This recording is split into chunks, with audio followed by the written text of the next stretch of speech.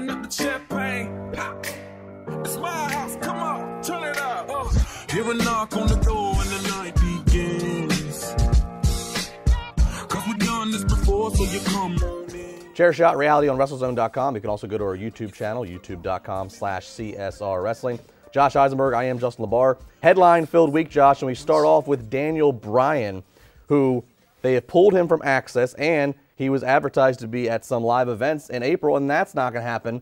Supposedly he's taking some time off. I'm interested to see when he comes back to WWE, when he's back on the road with WWE, Justin. It's interesting to me because Daniel Bryan, you always thought that he was going to fulfill all these obligations. So what's the point? Is it his health? Is it he wants to stay at home? Very interesting to see how the relationship with WWE and Daniel Bryan goes from here. It's obviously not the best thing to start off and say, well, he's canceling all these appearances about a month after he announces his retirement. The only thing I can think is I know April, of course, is the month that is his wedding anniversary. April's also the month that his father passed away. Okay. It's also the month that Connor passed away.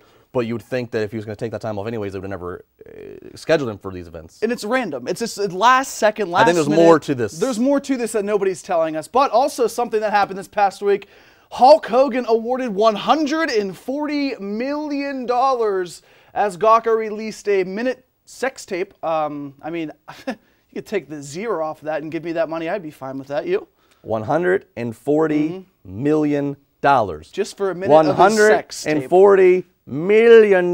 That's a lot of color. That's an outdated reference. That's, hey, it was good. You're better than that. It was good. You're better than that. That's a lot of color-coordinated glasses and do-rags, I'll say that. So? You know what, but good for him. Invasion of privacy, you know. How much would it take for a Justin LaBar video to surface? How much? I can't be bold. Yes, you can. You absolutely can. Stan Hansen going in. Stan Hansen, trivia fact, one of Hulk Hogan's favorite opponents in his days over Japan. How about Stan that? Hansen going into the WWE Hall of Fame. I mean, a lot of people won't recognize him or remember him or know him or care about him, and it's just another piece to the WWE Hall of Fame this year that not many people, unfortunately, care about. A lot of the older guys care about, and I'd be lying to you if I said, oh, this is his best match. I can go on the network, I can Wikipedia it. But you see it's Sting and then a bunch of just average guys that people won't necessarily think made an impact. Although he did make an impact on the company, he did make an impact in professional wrestling. I won't hear any smart marks talking about, oh, I don't like this guy. He doesn't have real heat with me. Stan Hansen wouldn't be putting up with that, I know that. Smarks 316 down in Dallas, huh? You're like ready that. for it, Justin. I like that. The New Day inducting the Fabulous Freebirds into the WWE Hall of Fame. Boy, if you would have told somebody in 1984 that the Fabulous Freebirds would be inducted into the Hall of Fame in 2016 by 3 black guys that say booty, I would have said. Why is it a race thing for you? Why it's not a race thing. It's a very. These are guys that wore the Confederate flags. Flags all around. I know. But you know, some people were mad about this. Obviously, you know, they want the one, I think, Living Von Erich. Carey. No, not Carey. Or Eric. No, it's Carey. Which one is it? Carey is the Texas Tornado. He's been. Oh, dead. that is true. He has been long. The one Von Erich. This is really disrespectful. The one Kevin, Von Erich. whatever his name is. The one Von Erich is still alive. I know a lot of people felt that he would be is a the historian. Where's he at? Which one is it, Gola? She's off camera somewhere. I know they want the Von Erich, but you know, I understand the New Day. Obviously, a hot attraction right now in WWE, and of course they take the Freebird rule and use it themselves. So I'm okay with it. I'd rather see Doc Hendricks. Remember this we used to do? Oh God, it was brutal. It was absolutely terrible. I don't want you to see. I don't want to do that ever again. All right, and finally, WWE planting seeds on Twitter with Jericho and Shinsuke Nakamura. You know, I'm not against this idea because I think it's maybe not a dream match because Jericho's not, 10 years younger. But doesn't it seem like every young guy that ever comes up, Jericho has to work with him? Kevin Owens, Sami Zayn, Neville, AJ Styles, albeit AJ Styles isn't a young guy, but somebody who's new to the WWE audience.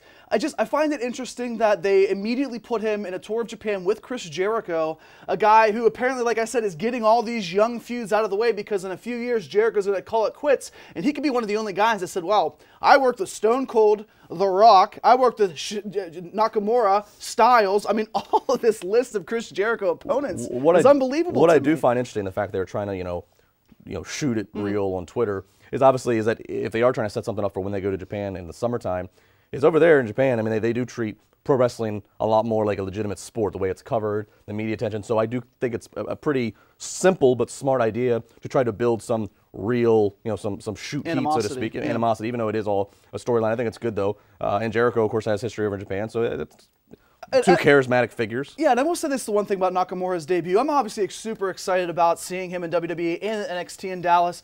I watched last week in NXT, or 2 weeks now, that his debut, the video, how he debuted with the crowd. very basic. It looked like he was standing next to a wall. I mean, it just, the quality didn't look that great to me. The crowd kind of understood who he was. But I always wondered, maybe they should have kept his surprise or his debut a surprise until actually NXT Dallas. How big of an impact would you not know who Sami Zayn's opponent is? All the rumblings of who it could be. Could it be a Bullet Club member? Could it be AJ Styles? Albeit now you obviously know it's not going to be AJ Styles. And then he comes out to that crowd. It's interesting to see that. For me. I disagree. I think I think you believe Zayn's match a surprise if it was going to be somebody. Not him. AJ Styles or Gallows or Anderson, but I think when it's coming from Nakamura, where a lot of American fans still don't know who he is, I think you need to build up to that. You need to make a big deal. Is like a 2-week build enough? Well, it's better than a little bit of a buzz, I guess. Better than a just out of nowhere surprise. Sometimes I like the surprise, Justin. Sometimes I like to be blindfolded and not knowing what's happening next. $140 million. Huh? At Josh Eisenberg 4, at Justin LeBar. We got plenty more this weekend as we are on the road to WrestleMania. Don't go anywhere.